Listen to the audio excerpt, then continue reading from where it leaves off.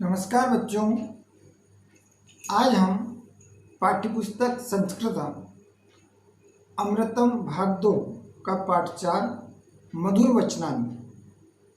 वचनानी इसमें श्लोक हैं और श्लोक जो हैं संस्कृत भाषा की एक आत्मा के समान होते हैं। से शरीर में आत्मा होती है, उसी प्रकार संस्कृत भाषा में श्लोक जो है आत्मा के समान होते हैं। मधुर वचनानी का मतलब होता है मधुर वचन, अर्थात मीठे वचन। श्लोकात्मक हमारे जीवन मूल्यों से परिपूर्ण होते हैं और मधुर वचन इस प्रकार होते हैं हमारे जीवन में, जैसे गागर में सागर। गागर में सागर मतलब कि गागर एक छोटी मटकी को कहते हैं और उसमें बड़े सागर को, समंदर को उतार देना। उसी प्रकार हमारे जीवन में मधुर वचन उसी प्रकार काम करते हैं जैसे कि गागर में सागर समा जाता है। मतलब हमारे अंदर बड़ी बड़ी बातें, बड़े बड़े अर्थ हमारे जीवन के मूल्यों में समा जाते हैं और ये हमारे लिए बहुत ही काम के होते हैं। मधुर वचनों के रूप में इन्हें पढ़ना और आत्मसात करना बहुत ही नैतिक मूल्यों से परिपूर्ण होता है। जीवन व्यवहार में आदर्श वाक्यों के रूप में इनसे बहुत ही प्रेरणा मिलती है। श्लोक से हमें अनेक प्रकार की इस प्रकार की प्रेरणाएं मिलती है जो कि हमें सामाजिक जीवन में, सामाजिक व्यवहार में किस प्रकार के कार्यों को करना चाहिए, किस प्रकार के कार्यों को नहीं करना चाहिए। तो हमारा पाठ है पाठ 4 मधुर वचनानी। मधुर वचन। मधुर वचन में श्लोक इस प्रकार हैं। आलस्यम ही मनुष्याणाम शरीरस्थो महान रिपु नास्ति उद्यम समो बंधु कृत्वायम ना वसीदति। आलस्यम यानी आलस्य, मनुष्याणाम मनुष्य का, शरीरस्थो शरीर का, महान यानी सबसे बड़ा, रिपु शत्रु। अर्थात आलस्य ही मनुष्य के शरीर का सबसे बड़ा शत्रु होता है। नास्ति उद्यम समो बंधु, नास्ति यानी नहीं और उद्यम यानी परिश्रम, समूह यानी समान, उसके जैसा, बंधु यानी मित्र और परिश्रम के समान दूसरा कोई अन्य मित्र नहीं होता है। यम ना वसीदति, क्योंकि परिश्रम करने वाला कभी दुखी नहीं होता है। अगला श्लोक है। आचारः कुलम आख्याति देशम आख्याति भाषणम संभ्रम स्नेहम आख्याति वपु आख्याति भोजनम। यहाँ पर आख्याति यानी होता है बताना, आचार यानी व्यवहार, उसका आचरण, कुलम वंश, व्यक्ति का आचार अर्थात व्यवहार, उसका व्यवहार उसके कुल अर्थात उसके वंश को बताता है। देशम आख्याति भाषणम, और उसकी भाषा उसके देश का को बताती है, उससे देश से परिचित कराती है कि कौन से देश का रहने वाला है। संभ्रम स्नेहम आख्याति, संभ्रम यानी कार्य की शीघ्रता, जल्दी कार्य करने वाला, और कार्य की शीघ्रता उसके स्नेह अर्थात प्रेम को बताती है कि जो काम करता है उसका आपके प्रति कितना स्नेह है। वपु आख्याति भोजनम, वपु यानी होता है शरीर और भोजनम यानी भोजन।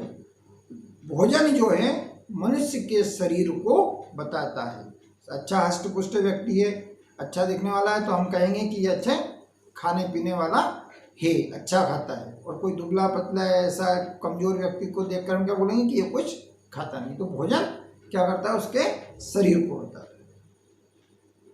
सर्वस् ही परीक्षन्ते स्वभावो नेत्रे गुणा अतिथ्य ही गुणान सर्वान स्वभावो मूर्धिन वर्तते। सर्वस्य ने सभी, परीक्षन्ते ने परीक्षना, पहचानना, स्वभाव को, नेत्रे, नेत्रे का होता है न धन इत्रे, और इत्रे का अर्थ होता है अन्न, गुणा यानी गुण। तो सभी को ना, सर्वस्य ने सभी को, परीक्षन्ते पहचानना, स्वभाव अर्थात सभी को अर्थात मनुष्य को उसके स्वभाव से पहचाना जाता है, परखा जाता है, अन्य गुणों से नहीं। नेत्रे गुणा है ना, इत्रे ने क्या होता, अन्य गुणों से नहीं।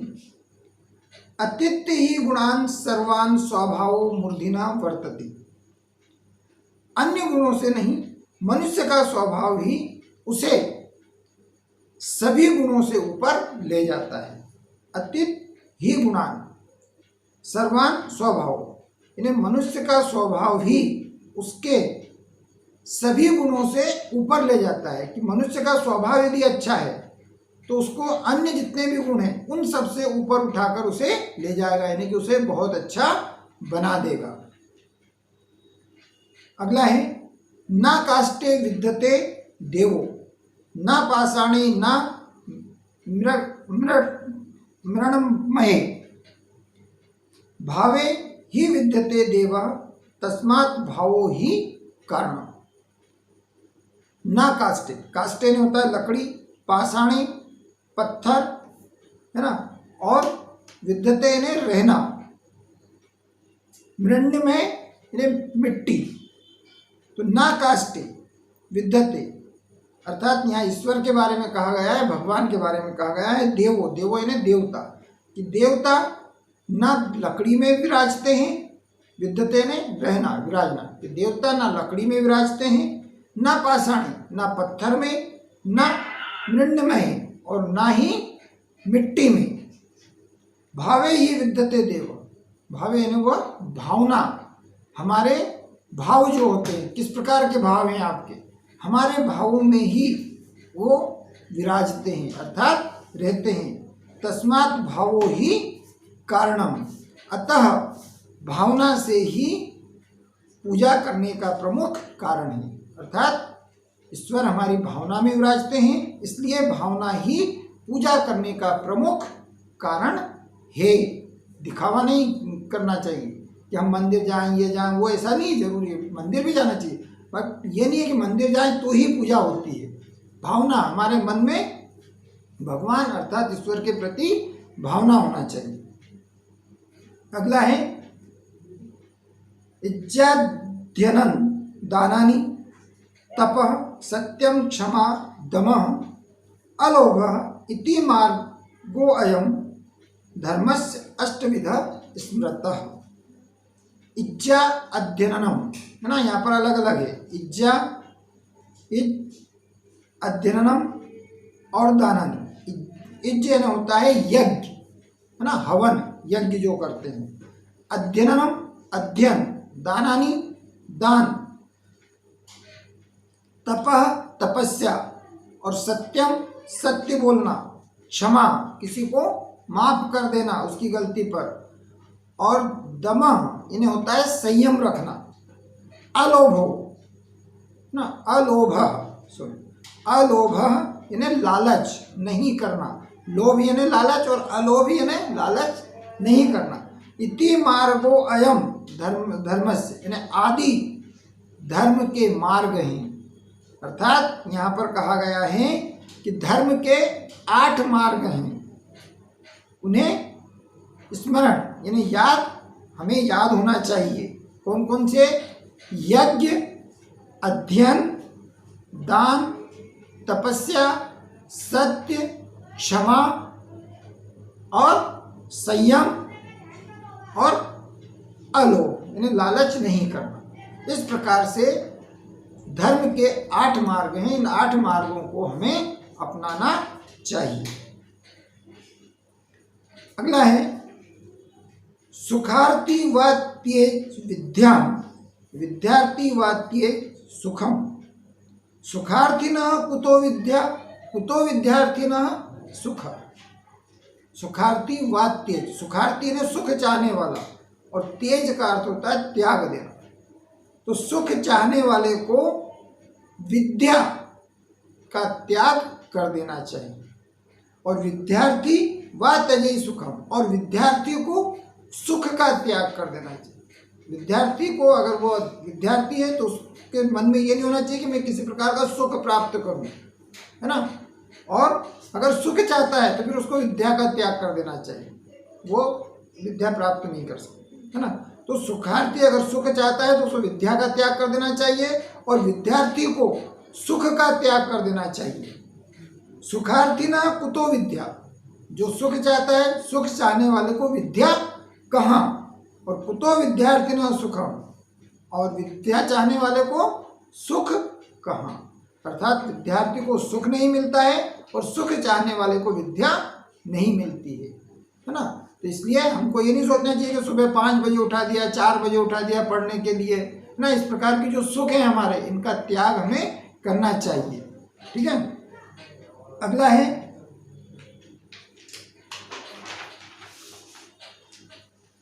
दरिद्रान भरा कौन्ते मां प्रियच्छेश्वरे धनम व्याधि तस्योधम पथ्यम निरुज्यत किमोस्धे। दरिद्रान इन्हें होता है दरिद्र, और कौन्ते इन्हें है कुंती पुत्र के बारे में कहा गया है। अर्थात श्री कृष्ण जब उपदेश देते हैं उस समय की ये बात कही गई है। तो वो कहते हैं, हे कुंती पुत्र, दरिद्रान भरा कौन्तेन, कौन्तेन इन्हें कौन्ते, सॉरी, दरिद्रान भरा कौन्ते, हे कुंती पुत्र, दरिद्रान इन्हें दरिद्र गरीब व्यक्ति, माँ प्रच्छे स्वरे धनम, और इसका अर्थ होता है प्रच्छे स्वरे इन्हें होता है अमीर व्यक्ति, तो है ना, जो अमीर होता है, धनवान होता है, समृद्ध व्यक्ति, और धनम इन्हें धन। तो कहते हैं, हे कुंती पुत्र, धन जो है दरिद्र के लिए होता है, समृद्ध अर्थात अमीर व्यक्ति को मत दो ना, मायने मत। हे कुंते, धन दरिद्र यानी गरीब लोगों के लिए होता है, समृद्ध यानी अमीर को मत दो। व्याधि तस्योधम प्रथ्यम निरुज्यस्तु किमोस्धे। जिस प्रकार औषधि अर्थात दवाई बीमार के लिए हितकारी होती है, निरोग अर्थात स्वस्थ को औषधि अर्थात दवाई देने का कोई लाभ नहीं होता है। यानी कि धन जो है किसके लिए, दरिद्र के लिए होता है। अमीर को देने से क्या फायदा, उसके पास तो पहले से बहुत सारा धन है। उसी प्रकार, किस प्रकार, जैसे कि औषधि अर्थात दवाई किसके लिए हितकारी होती है, बीमार व्यक्ति के लिए। जो पहले से स्वस्थ है, निरोग हैं, उसके लिए कोई हितकारी नहीं हो, उसके लिए कोई लाभ नहीं दवाई का। उसी प्रकार धन के बारे में बताया गया।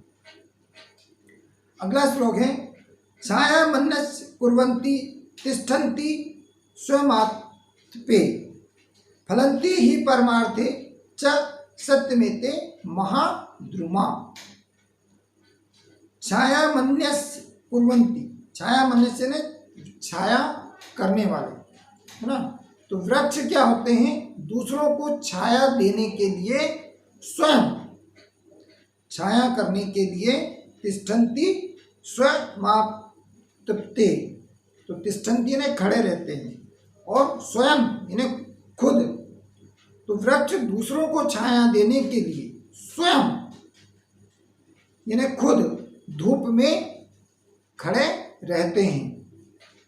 फलन्ति ही परमार्थे च सत्यमेते महाद्रुमा ना, महाद्रुमा यानी सत्य पुरुष यानी महान पुरुष जो होता है उसके लिए कहा गया है।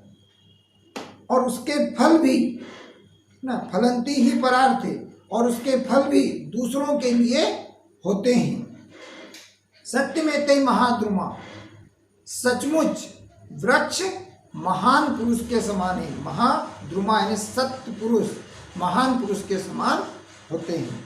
क्या है, क्यों कि वृक्ष दूसरों को छाया देने के लिए स्वयं खड़े रहते हैं, उसके फल भी दूसरों के लिए होते हैं। तो सचमुच वृक्ष किसके समान है, महान पुरुष, सत्य पुरुष के समान होते हैं। इसलिए हमें वृक्ष को काटना नहीं चाहिए, वृक्ष को अधिक से अधिक लगाने की कोशिश करना चाहिए, उन्हें सींचना चाहिए। तो ये इस प्रकार के इन श्लोकों में मधुर वचनों के बारे में कहा गया है। है ना, किस प्रकार के इसे आलस्य नहीं करना चाहिए, है ना, आलस्य हमारा शत्रु होता है ना। आचरण हमारा अच्छा होना चाहिए, आचरण से ही हमारे कुल अर्थात वंश का नाम होता है ना। सर्वस्य परीक्षन्ते स्वभाव, हम काय से पहचाने जाते हैं, हमारे स्वभाव से। बहुत सारे गुण हैं आपके पास में, आप पढ़े लिखे हैं, सब कुछ हैं, अच्छे गुण हैं, अच्छा कमाते हैं, लेकिन आपका स्वभाव अच्छा नहीं है तो वो गुण किसी काम के नहीं। तो स्वभाव हमारा अच्छा होना चाहिए, मिलनसार होना चाहिए, प्रेम भरा हुआ होना चाहिए, है ना। ईश्वर को हम के लिए हम भ्रमित ना हो, हमारी भावना में ईश्वर होते हैं, है ना। ये उसके बाद में अलोभो मार्ग धर्म से अष्टविधा, जो धर्म के 8 मार्ग हैं, कौन कौन से?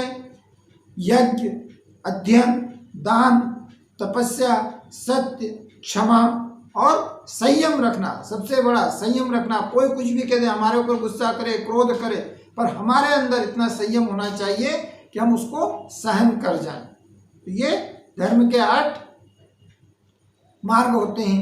ये एक हमारे लिए मधुर वचन है ना। उसके बाद में सबसे बड़ा विद्यार्थी के लिए क्या? सुखार्थी व तजय विद्या। अगर आपको सुख चाहते हो तो विद्या का त्याग कर देना चाहिए। तो इसलिए विद्यार्थी को कभी सुख के लिए नहीं सोचना चाहिए कि मैं आराम से सुबह 8 बजे 9 बजे उठूं, 5 बजे मेरे को कोई नहीं उठाए, है ना, पढ़ने के लिए जल्दी नहीं उठाए, पढ़ने के लिए कोई बोले नहीं, होमवर्क करने के लिए नहीं बोले, ऐसा हमें नहीं सोचना चाहिए। दरिद्र, धन किसे देना चाहिए? हमें दरिद्र यानी गरीब लोगों के लिए धन एकत्रित करना चाहिए, उन्हें देना चाहिए।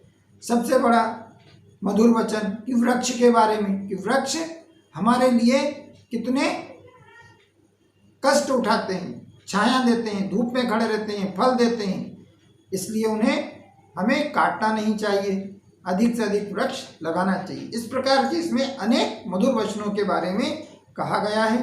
मुझे उम्मीद है कि आप इन मधुर वचनों को अपने ध्यान में रखेंगे, अपने व्यवहारिक जीवन में उतारेंगे और इनका पालन करेंगे।